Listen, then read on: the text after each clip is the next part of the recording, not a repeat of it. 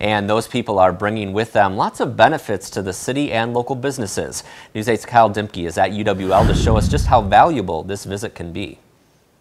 Hundreds filed into this gym to hear the president talk about boosting the economy. But his visit is boosting La Crosse's economy.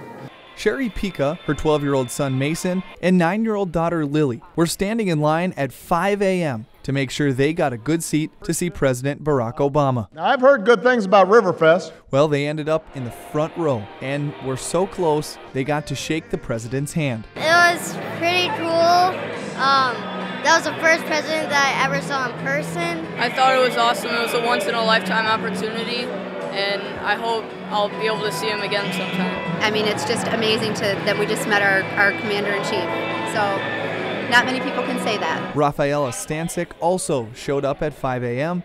and also got front row seats. This still feels completely unreal, to be honest, because I just shook hands with President Obama. Rafaela says it's a big deal for a sitting president to come to a community the size of La Crosse, and she is pleased to see the president returning to a place where she believes he has had a lot of support since even before taking office. We've actually had a surprisingly large impact on his campaign and many of his policies. I mean, what with, the programs that Gunderson's been pioneering in healthcare. He came here for that rally in 2008 where there were like 15,000 people in attendance. Mayor Tim Cabot says La Crosse is a great place for President Obama to talk about the economy because there are plenty of good things happening in La Crosse's economy. Especially the last several years with all of the construction that's happening.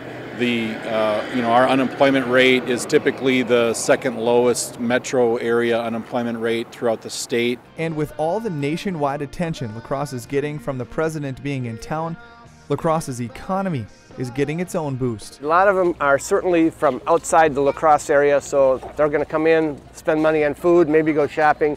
So it's a nice economic shot in the arm for all of our businesses.